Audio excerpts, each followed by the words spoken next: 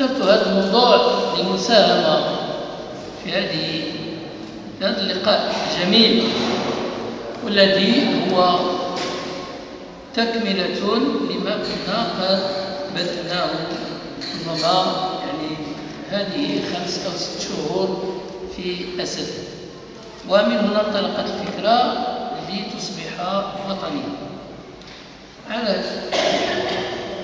فذكرني أستاذي سعد رحيم العطاوي، وهو شاعر وفنان إضافة إلى كونه يعني باحث، هذا شيء يعني معروف ببعض يعني العناصر. أولا فيما يخص أحمد بن محمد عبدي الكانوني الأسفي، وكاين اللي كيزيد الجحشي، المؤرخ المعروف بابن عائشة شكرا، هو يعني من النخبة البدوية العبدية، يعني كفعالية في مغرب الحماية. كتب في مجموعة من الحقوق المعرفية، ولكن لأكثر يعني في الدين وفي الحديث وغير ذلك. لكن بالنسبة للتاريخ له جمع المؤلفات، وهي التي حاولنا نحن جاهدين بما لها وما عليها. كاين الكتب اللي خرجناهم هكا، كاين اللي حاولنا نزيدوا فيهم بعض الحاشيات، كاين اللي حاولنا كذا. على كل حال احنا خديناهم بعدا من القرصنه وعطيناهم اخره كتاب الطب لقال السي عبد الرحيم، وانا يعني الححت الحاح كبير لكي تطبعه كليات الطب والصيدله بالرباط. لماذا؟ لانه اول كتاب يعني له يعني يؤرخ للطب في المغرب، وكان شرف لهذه الجامعه لكي تتبناه بالنسبه يعني تطبع كتاب كهذا. وقدمناه في كليه الميديسين في فاس وفي الرباط وفي عدد من كليات الطب. له كتاب يؤسس لتاريخ الطب في المغرب. ثانيا شخصيه صالح العبدي، والتي كان استاذنا السي عبد الرحيم العطاوي قد يعني اعطى اول دراسه له في ندوات ربما هذه السنه حول النخب في المغرب. قمت انا بالمداخله حول شخصيه صالح العبدي والكانوني. لماذا؟ لان صالح العبدي كان اول من النخبه، يعني هو كان مثقف ورجل يتقن الفرنسيه ويكتب على انذاك جريده لوكري ماروكان صرخه المغرب الى اخره، ويتقن الفرنسي بشيء كبير. وقد قدمته من ضمن النخبه، وكذلك الكانوني.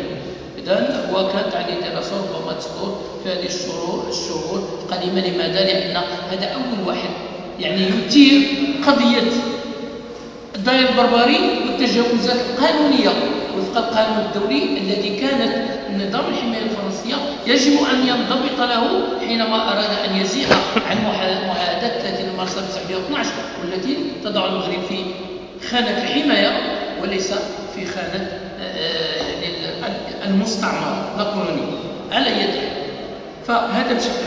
وأنا أربط مباشرة مع يعني أستاذنا كذلك محمد أبو حميد رحمه الله، وأغلب الذين يحضرون هم يعرفونه، ولكن هذا الجانب نتناوله مدة 2 أو 3 لأنه معروف عليه من الرواد الأوائل فيما يخص البحث حول الموروث التراثي بشكل عام، ماشي غير عيطة وحدة. كان عنده حلقة، عنده لعب، عنده مجموعة كذلك الأمور ديال عبيدة الرماء، ديال هادو اللي شنو نسميهم هادو الهجرات والتعريب قبائل عبد الولاء إلى آخره. لكن يعني عرف بشكل كبير بنظرة لموروثه التراثي. وخلال هذه السنوات الأخيرة ولما لاحظت أن هناك مجموعة يعني من التصويتات على تراث هذا الأستاذ رحمه الله، لأن 10 سنوات الأخيرة كنت دائما أجانبه في جميع المحافل والندوات، قررت صحبة الأستاذ يعني محمد بادوس أن نجمع هذه ما تركه تقريبا وضعناه ونشرناه في كتاب، وحاولت أن أضع له رؤية تركيبية لمشروعه الفكري في تناول الموروث التراثي في المغرب. ومؤخرا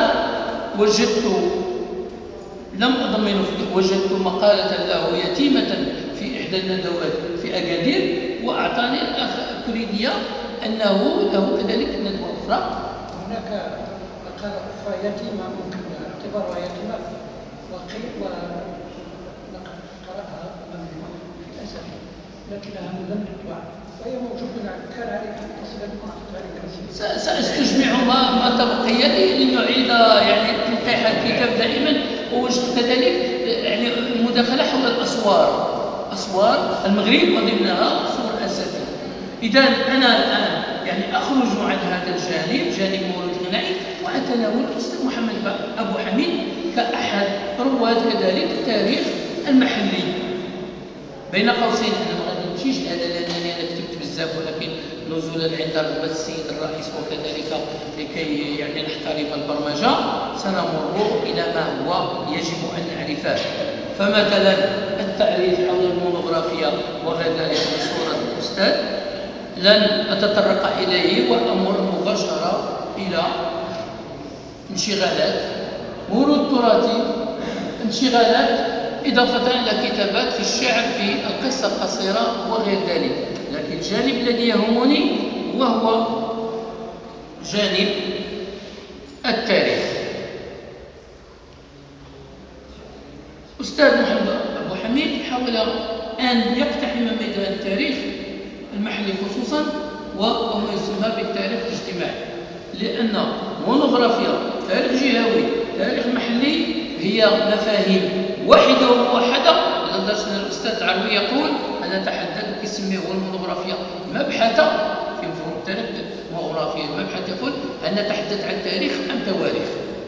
إذا بشكل عام جهوي محلي تاريخ مجهري تاريخ ميكرو تاريخي، كل هذه تقريبا كتجي كنشوفوا التاريخ جهه بحال جهه البحر الابيض المتوسط دراسه البرودات، او لا كنشوفوا جهات لا رجعوا عندها جهه عندها ديال الارمونطونه واللي هي موجهه. هذا يعني ما كاينش فرق كبير، ولكن الاغلبيه هناك تكامل.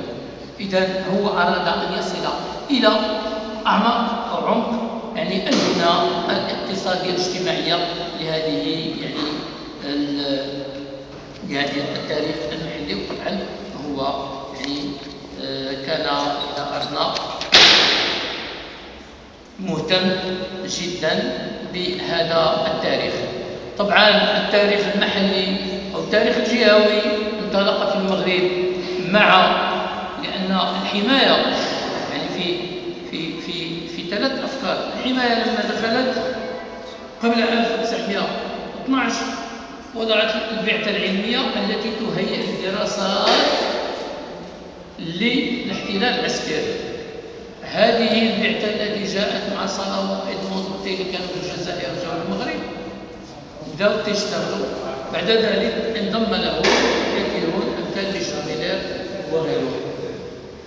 بعد سنة 1912 يبدأ يعني فطاحلة التاريخ والأنثروبولوجيا وعلم الاجتماع في دولة المغرب، ومن المؤرخين فلسطينو ستيفان كزيل ثم دو كاستري اللي عمل ريسورس إيديت المغرب، ثم ميشو بنار، ثم من يعني القوات يعني الميليتار اللي هما كانوا مثلا كنذكروا هنا مثلا سبيلمان وهو معروف، وجيس بينار، وكذلك غيوم فوانو وغيرهم.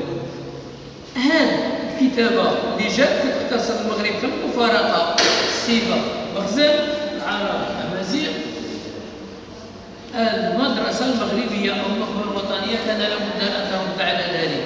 وفي هذا الإطار انطلقت أول يعني الكتابات حول التاريخ المحلي، كان أهمها كما قلنا المعسول، السوسي، تاريخ تطوان، أسفي وما إليه، السريرة، إيقاظ السويرة الصديقي، تاريخ مكناس، تاريخ إلى مجموعة من هذه التواريخ المحلية التي جاءت في رد الاعتبار.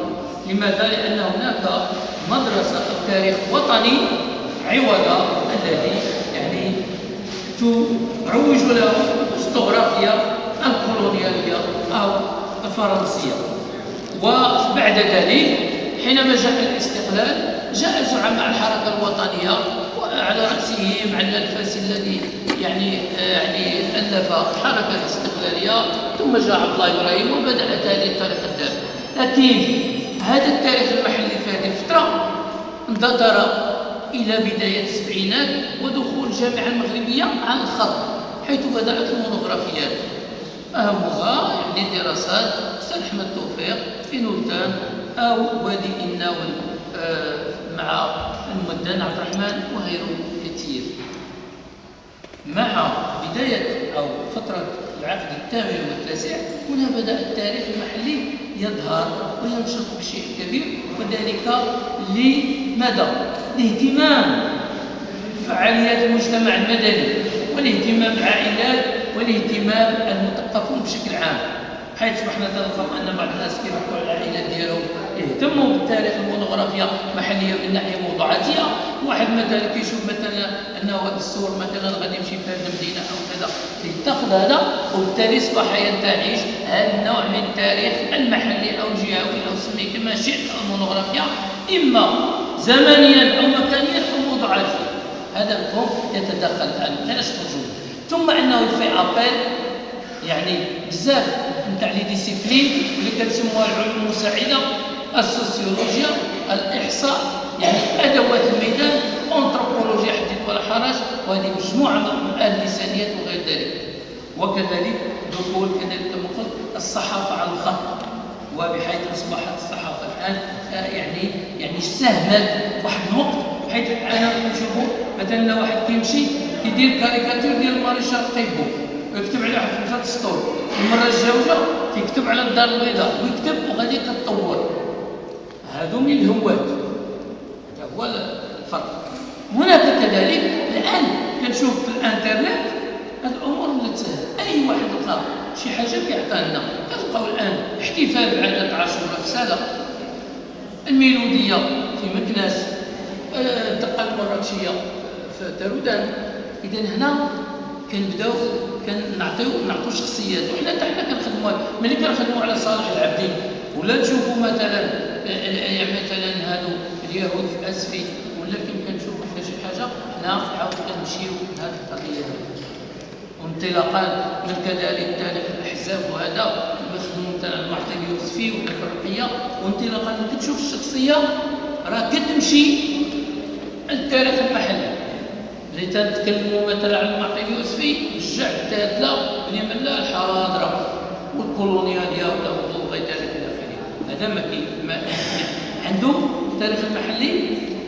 هذه الميزه الاولى انه كيمشي للشمولي، الى جمعت كيمشي للشمولي، هذا هو اللي وحتى الان الدراسات كلها يعني اللي جديده. الان غادي نشوفوا واحد النموذج ولا جوج من عند النموذج بالطريقه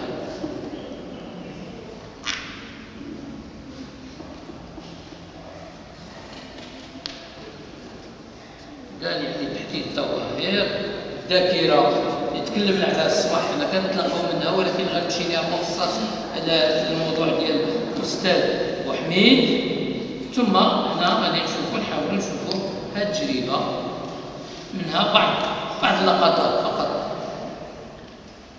إذا تأريخ قضايا مدينة أسفي قبيل الاستقلال ومباشرة الاستقلال، لأن أستاذ وحميد ومواليد سنة 1939، إذا قبل الاستقلال 56 تقريبا الإنسان عنده 16 سنة ولا 15 سنة، راه يعني تعرف عنده معلومات اللي بقات مشات عنده. خصوصيات التاريخ ديال الأستاذ وحميد رحمه الله شنو هي؟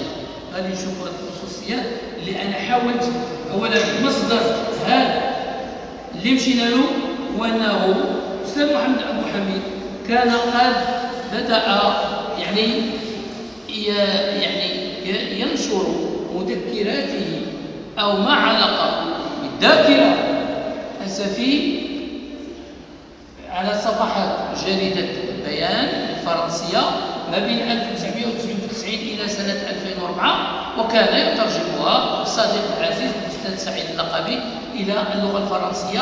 وأنا من حينما كنت يعني أعد هذه المداخلة أخذت ما كان يعني في حوزتي ورجعت إلى المكتبة الوطنية وأخذت مجموعة يعني من تلك يعني المقالات، ويعني قمت فيها بالسونداج هكذا باش يلا نشوف، ولكن ركزت شي حوايج اللي بانت لي أنا ربما تقدر. فأنا من خلال قراءة تاع كتابات الأستاذ بوحميد رحمه الله حاولت نصنف كيفاش كيتكلم.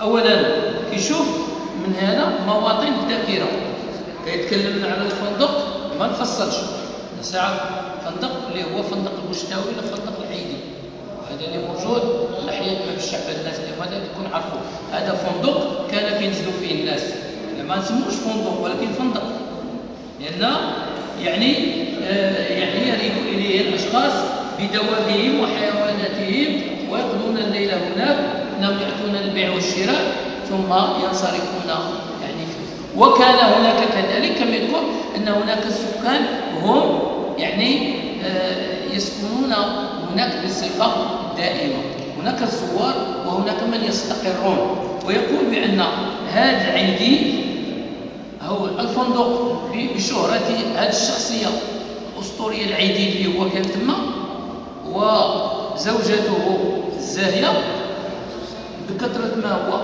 يعني كان قد طالت مدته في هذا الفندق، أصبح يسمى الفندق باسمه، في حين أن الفندق هو في ملكية البشتاوي. وهذه الأمور ساحة باب الشعبة إذا شفنا التاريخ عن الأستاذ بوحميد شنو كيعمل لنا؟ عندنا دابا تتصور كيجي من ساحة باب الشعبة هي هذه خارجة وتيدخل من السور مع المدينة القديمة وكيتم آجي باش يوصل داخل المدينة القديمة داخل السور. أنا ما وقفتش شخصيا، ربما تكون ما خرجش فوق باب الرباط اللي ما بقاش، ما خرجش عند الشيخ محمد صالح، ما خرجش للرباط داخل المدينة، كيشوفها من أبواب، إما من باب الرباط إما من باب المرصى إما من باب جديد إما من باب اللي هو ديال باب الشعبة اللي هذا كتخرج إلى برا كتشوف ساحة باب الشعبة وشنو اللي فيها، اللي كان فيها سوق فخاري هناك. ثم مباشرة يمشي كفضاء تسلية هذا باب الشعبة ويعود لوصف والإطراء في الوصف مجموعة من المعالم داخل السور. يقف على الجوطية، وهذه القضية أنا غادي نشوف اللي عطاني أنا في بالي، أنا كنعطي لك قطر هو مكتوب. الجوطية يقول لك بأنه فيها قضية دلالة، وأن الناس اللي ما عندوش سيرتو ملي كيولي العيد ولا شي حاجة كيجي يدلل هذاك الزربية ولا هذا ولا ماشي كذا، وتيتكلم على شخصية الدلال.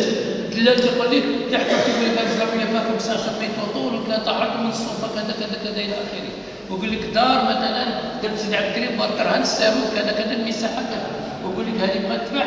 عنده واحد ميموار ديليفون ملي كيبريزونتي هذيك لا مارشانديز لي زوفر اللي عنده هذه. ولكن القضية اللي بغيت نقول أنا أن الناس كيبيعوا يشريو كيديروا دي ترانزاكسيون في هذه الجوطية العشية السلعة الطاوية القديمة واش سمعتيها ولا كيدوزوا عند الباشا في العشية، كيدوزوا عند الباشا كحل العيون باش يأديو الفلوس باش يكتبوا هذيك القضية. هو السي محمد رحمه الله كيعتبرها بأنها هذيك طرق غير مشروعة، لأنه كان المفروض عليهم باش يدوزوا يأديو باش يصححوا البيع. ما كيفاش غنشرحوها امور مفهومه. ثم نزيدوا حاجه اخرى نشوفوا هذا واحد هذا درب النجاره، وتيتكلم على درب النجاره هذا اللي هو معروف كنتينا ما بقيتش من تما، ولكن كان وتيجي منه بعض الشخصيات تيتكلم على شخصيه سي حموان. هذا كان سيكليست كيصيد البيسكليت وهذا دائما هو، ولكن الظاهره ان سي حموان كان عنده جراموفون ذاك الفونوغراف قديم وتيعمل هادو يعني تنقول احنا هذه القديمه هذيك الوريقات ديال يعني ديس لي تور هذيك الوقت كان 78 تور تا 33 مازال ما بقيناش 78 هذا فيهم زهره الفاسيه والحاج العنقاء، وكيجوا الناس كيتجمعوا باش كيسمعوا لهذيك الموسيقى. ثم انه يذكر لنا هنايا واحد الشخصيه سميتها المعلم دريس. المعلم دريس هو اللي كان كيهز الطوفات ديال يعني ارستقراطيه من الاسر من المدينه من المارشي ديال الطلطه، يعني لأنه كيكون غادي وكيوزع وكيعرف هذه الأمور. إذا مجموعة يعني من في الذاكرة هذه على مواطن الذاكرة. نشوفوا حاجة أخرى، فضاء التسلية. هنا باب الترويح، الحلقة ما نتكلموش مابقاش شكوري معروف، السير اللي كيسميوه لافوار اللي مرة تيكون بقى هاد المناتي بقى شكوري. هاد الحلقة هنا هو تقول لك كاين جميع أنواع الحلقة، ولكن اللي أتى انتباهه هي حلقة تقول لك هو ملي وصل ليها بقى كيشوف واحد 20 الناس تيشطحوا عندهم هذا وما عندهمش أدوات نفخية، فقط إيقاعية صافي. ومن في الآخر ملي كيسالي هذاك السبيكتاكل تيقول بأنه كانت هذه الحلقة عاد كان ديكوفري، هو تعرف بأنها سميتها حلقة الهوير. وهذا الهوير هذا ما بقاوش شي حاجة هنا غالبة في الشياطين، ما كايناش في المغرب، لا وجود له، كاين نمط آخر. الهوير ما كاينش في المغرب والو. زيدوا حاجة أخرى، المعالم التاريخية. طبعا هذه الأمور اللي هي معروفة، سوق الغزل في النافورة، في محلات ديال الاقتناء ديال بعشرة، كيتكلم كذلك على بعض الشخصيات سوق الغزل، مسجد الأعظم. ثم نجيو هنا أبواب المدينة تكلمنا عليها، دار الباشا مرتبطة بالروا، والروا هو السجن، يعني أنه اللي في عرب دار الباشا أن الناس اللي عندهم شي مشكلة ولا شي محاكمة ولا متابعة هم يعني دائما يشمئزون من الوصول إلى هذه المرحلة إلى افتادوا الخازنية للروا، فتكون عندهم مشاكل ومعاناة. يعني هنا تو كيجيب هذه الأمور هذه كيفاش أنه هاد الناس كانوا عندهم واحد الخوف كبير من الروا. بعض الأعلام اللي ما تكلمناش عليه باش كحل العيون ما تكلموش، تكلمنا على العين وهذا واش داوي الزايا، بقى لنا هذا السحب ما تكلمنا عليه. تهامي الحكوادي المصباحي، هذا تهامي الحكوادي هذا كان تعمل يعني السيار اليزان عنترة سيدي رحات كذا، وكانت عنده حلقة علاش كيدخل خال خمسة يعني تريونغل، لأن الناس كيجيو هو تيوقف في الوسط، لأن أبو حميد عنده واحد ما وصلوش الناس دابا في التعريف الحلقة كاينة اللي دايرة كيسميها الدبليج، وكاينة اللي خلخال، وهذيك الخلخال تيكون هذاك السيد عنده الموفمون خصو يتحرك، يمشي ويضرب بسيفه وكذا وكيعبر 3 خطوات 4 ويمشي وسط ديك الحلقة كيخصها ما تكونش مسدودة، عندها واحد الباب كيكومينيكي مع الخارج. بينما الحلقة الأخرى هي علاش كالدبليج أي تتمة الاستدارة، هذا هو التعريف ديالو بوحدو، ما كاينش عند واحد الآن ما بانليش. هاد تهامي الحكواتي كان هو اللي مشهور كيحكي هاد الأمور في باب الشفاء، وكان كيبدا دائما مورا العصر ويجوا الناس يجلسوا وتنتظروا حتى يجي، وهناك نظام الناس تجلسوا قدام ولا يتفقوا هكا إلى آخره. هذا المصباحي تقول يعني الشريف المصباحي وعنده شي علاقه مع شي قبيله هنا، انه هو اللي كان الحلقه ديالو كبيره، واللي هو تقريبا اللي تقول شيخ يعني المايسترو ديال هذيك الفرقه ديال عبيدات الرمان اللي كانت. اذا موضوعات اخرى كيتكلم عليها، حاله اقتصاديه تقول لك بانه وراء الدواب